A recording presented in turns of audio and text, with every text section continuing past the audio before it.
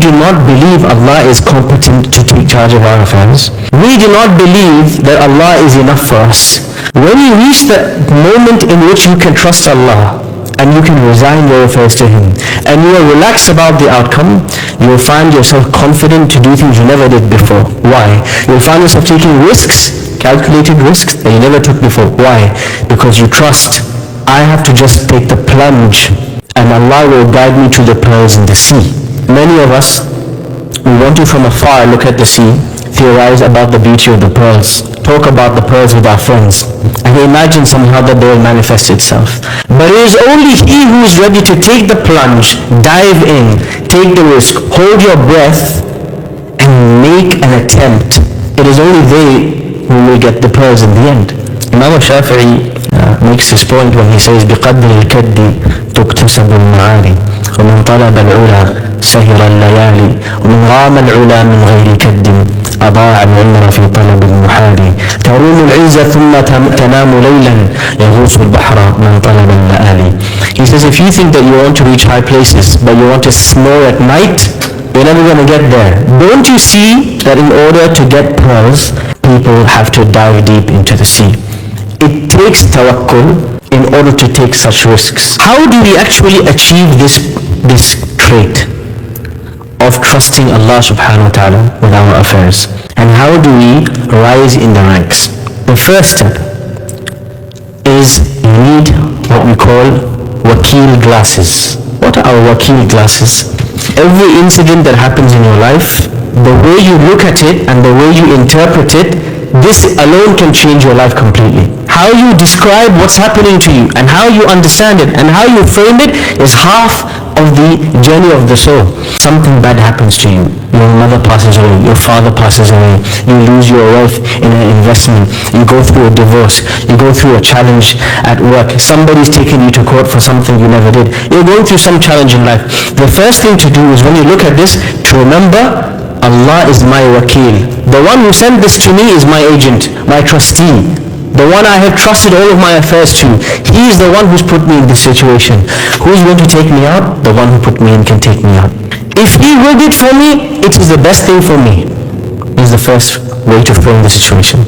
The second thing, I am not anxious or in a rush or in haste to get out, especially if my hands are tied, because I know the one who put me in here, Al-Wakil, put me here for a wisdom. And it is just a matter of time when His wisdom dictates for me to be left out. I will not be here 1 second longer than He wants me to be, nor 1 second less than He wants me to be. And this is the attitude of Yusuf alayhi salam in prison. He is not in prison of his own accord. He is there out of his control. Ibrahim alayhi salam didn't choose to be in the fire. Yunus alayhi salam didn't choose to enter the whale. Oftentimes you end up in situations in life you never chose, but Allah chose for you. When we are in situations out of our control, we have to be sure, absolutely certain, that there is a silver lining, that there is a plan, there is an exit, there is a better outcome, because Al-Wakil sent it to me. Why would I worry? I trust Him more than I trust my own parents, my own children. Why would I worry? If my mother chose to send me to prison, she was 100% saving me from something worse. And so, if you look at, first of all, and perceive the situation in this way, it's not possible for you to be extremely stressed out or suicidal or extremely anxious. Why?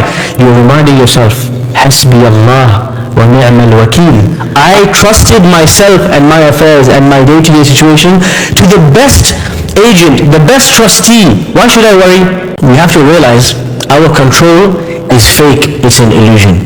Now human beings think that they can do genetic engineering, they can control animals, they can control the taste, the size, the color of the chicken that we eat on our plates. Everything we feel that we have under our control, somehow, some way we can manipulate it. One of the important parts of tawakkul is realizing the powerlessness of human beings, and how sometimes Allah subhanahu wa ta'ala does things with no asbab. In a completely miraculous way, Allah makes things happen. In your experience of life, you may have experienced such things. Something happened, a job came to you, you never asked for it. A proposal came to you, you never looked for it. And you realize from these situations, I could do a million things and I get nothing, Or I could even sat on my seat, and Allah can bring me something I never asked for. Allah can provide with or without the means and the methods and the tools. And when you are feeling despair and anxiety and worry, you have to remember these situations when Allah gave you, when you never asked for something. Maryam alayhi salam, when Allah says to her, you're about to have a child, what's her reaction? Does anybody know? She questions Allah. She's shocked. أَنَّا يَكُونُ لِي غُلَامٌ وَلَمْ يَمْسَسْنِي بَشَرٌ. She asked the angels, how is it possible for me to have a boy and a man has not touched me? قَالُوا كَذَلِكِ اللَّهُ يَفْعَلُ مَا يَشَاءُ. That's how Allah is. He does what He wants. When you've kind of forgot at some point on the journey that it's not you going through the reproductive means that produce the child. Allah creates the child directly. You're just going through the process, but Allah creates directly. It's nothing to do with you. It's to do only directly with His intervention. When Ibrahim a.s. is congratulated, him and his wife are congratulated with a child. What's the reaction of Ibrahim a.s.'s wife? She was amazed. Whoa, how is it possible for me to have a child? قَالُوا أَتَعْجَبِينَ مِنْ أَمْرِ اللَّهِ. They said, how can you be amazed at Allah's command? Why?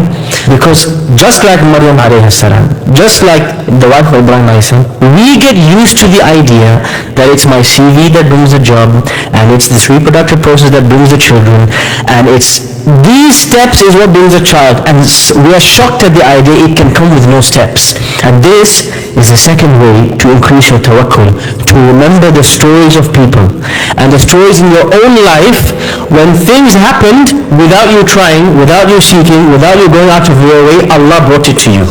Now you think about in your own life, what are the things you were given, you were provided for, without looking, without asking?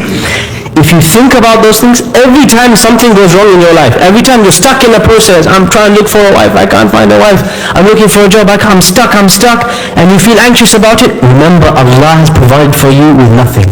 And so in the Quran Allah says, وَمَا لَنَا أَلَّا نَتَوَكَّلَ عَلَى اللَّهِ وَقَدْ هَدَانَا سُبُلَنَا. How can I not leave my affairs to Allah when He showed me how to get here in the first place without me trying? He showed me how to get here. Surely I can trust Him for the remainder of the journey. One of the interesting statements of the Prophet ﷺ when it comes to trusting Allah is that he says, if you want to learn how to trust Allah, you have to go and watch the birds. Seriously, you have to go watch the birds. The weather's good, go find somewhere, go bird watching. Watch a documentary about birds. لو أنكم تتوكلون على الله حق توكله لرزقكم كما يرزق الطير. He said, if you were to trust Allah properly, He would have provided for you like He provides for the birds. They leave in the early morning with an empty stomach and they return in the evening with a full stomach. The birds live day to day with no guarantee I have food for tomorrow. They don't have savings. Have you seen a refrigerator in a bird's nest? Anybody seen your freezer? No? Bank account? They have no clue what's happening tomorrow. Us, with our insurance policies and our bank accounts and refrigerators, we're still anxious about next week. These guys have no clue what's happening in 3 hours' time. They leave in the morning, empty stomach with only one conviction. The one who provided for me yesterday will provide for me today. There's another important point there. They leave in the early morning. Yes. Those who wake up at 12 p.m. hoping for the futuhat of Allah and the miracles of Allah to descend. Yes, the birds work hard. The animal kingdom in general, you see very hard workers, from the bees to the ants to the birds. They don't stop moving. They exhaust themselves. And then Allah provides from them in a way that they never could imagine. If you wake up at 4 or 5 a.m., there's nothing in the world you can't obtain if you trust Allah in the process. Everything the Prophet ﷺ ever sought in his life, he woke up early for it. Whether it was knowledge, or closest to Allah, or even military victory, he would always start in the early morning. That's the secret of his tawakkul. He would start before everybody starts, and he would say, oh Allah, I've done my job, now it's your turn to show me the outcome. Ibn al-Qayyim rahimahullah, in Madarij al-Salikin, he heavily criticizes some of the ideas of the mutasawwifa, the Sufis of his age, who used to say, Tawakkul tadbir. If you want to reach a stage of trusting Allah, you have to sit back and kind of leave things be. And he said, no, that's not how you get help from Allah. You have to work hard. If anybody were to get help from Allah free, it would have been the Prophet ﷺ. Then why is it before a battle he's lining up his soldiers and he's arming them and he's strategizing and he's sending scouts and intelligence and placing them and he's got this whole strategy? Why? He can just leave it, Allah will help him. No, he knows it's obligatory on me to take the means for me to earn the help of Allah. So we have to exhaust ourselves in the means. So many people, they fall short in this regard. And then the second part, once you take the means, you have to divorce your mind and spirit and soul. This thing cannot bring me any good, and it cannot remove from me any harm. This is one of the very most difficult steps in Tawakkul, is you submit an application and you say to yourself, my CV can do nothing if Allah wants otherwise. I leave it to Allah. Because you invested so much into it. You're going through the marriage process, signed up to 4 mobile apps and 3 websites and called all of your aunties and uncles and all the WhatsApp groups. Still I can't find. Are you trusting the groups and the websites, or are you trusting the one who created them? One time one of my teachers told me, he said, you know when you leave the house and you say, Bismillah tawakkaltu ala Allah, and you lock the door of your house. He said, are you trusting the lock? Are you relying on the lock to protect the house? Because you know your whole house could be on fire and could leave just the door and the lock standing. But sometimes we get obsessed with the tools. We get over-invested in the people. We get over-invested in the process. And then Allah subhanahu wa ta'ala shocks us. The lock doesn't work one day, someone burgles the house. The friend that you trusted, they take your money and they run away. And it's Allah sending you a message. Anytime you put too much hope and too much trust and reliance on a person or a tool, I'm going to disappoint you to realize there is only one who will never disappoint you, which is Allah subhanahu wa ta'ala. The Prophet sallallahu alayhi wa sallam says, you want to be the richest of people, be content with whatever Allah gave you. One of the beautiful ways he expressed this is in a hadith where he says to Ibn Abbas radiyallahu anhuma, وَعَلَمْ أَنَّمَا أَصَابَكَ لَمْ يَكُنْ لِيُخْطِئَكَ. Remember, young boy, what hit you was never meant to miss you. وَمَا أَخْطَأَكَ لَمْ يَكُنْ لِيُصِيبَكَ. What missed you was never meant to strike you. وَعَلَمْ أَنَّ النَّصْرَ مَعَ الصَّبْرِ وَالْفَرْجَ مَعَ الْكَرْبِ وَأَنَّ مَعَ الْعُسْرِ يُسْرًا. And the Prophet ﷺ would train his companions so much on this idea of rida, of contentment. But contentment doesn't mean that a person should be passive, not interested, not active, not trying. No, contentment is you tried your best, you exhausted yourself, you want ihsan, the best of the best in everything that you do, and yet whatever Allah gives me, I'm happy.